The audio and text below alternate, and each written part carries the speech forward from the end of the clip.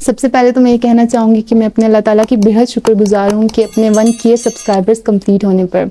इसके बाद मैं आप सबकी बहुत शुक्रगुज़ार हूँ कि आप सब ने मुझे इतना सपोर्ट किया। अपनी इस कामयाबी पर मैं बहुत आपका शुक्रिया अदा करना चाहती हूँ। इसके अलावा आप सब ने मेरे इस चैनल को सब्सक्राइब किया, इसका बेहद शुक्रिया। आपने इतनी मोहब्बत, इतना प्यार दिया, इस सब का बेहद शुक्रिया आप सबका।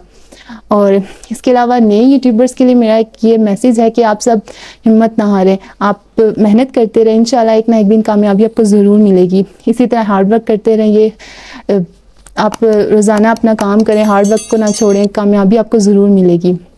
मैं अपने अगर जर्नी का बताना चाहती हूँ तो कि ये है कि मैंने काफ़ी अर्से पहले चैनल को अपने स्टार्ट किया है, लेकिन बीच में काम नहीं कर सकी। उसके बाद अब जब मैंने प्रॉपर काम करना, रोज़ाना वीडियो डालना स्टार्ट किया तो इंशाल्लाह अल्लाह ताला ने मुझे कामयाबी दी है।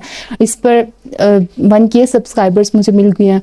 और आप इसी तरह आप सबको यही कहना चाहूँगी